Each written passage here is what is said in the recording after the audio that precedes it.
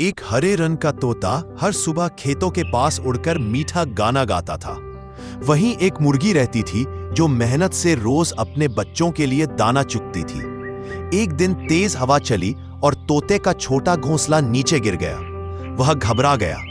यह देखकर मुर्गी तुरंत दौड़ी और बोली, चिंता मत करो दोस्त, मैं मदद करूंगी। मुर्गी ने अपने बच्चों के साथ पत्ते पिन के इकट्ठे किए और तोते का घोंसला फिर से बना दिया।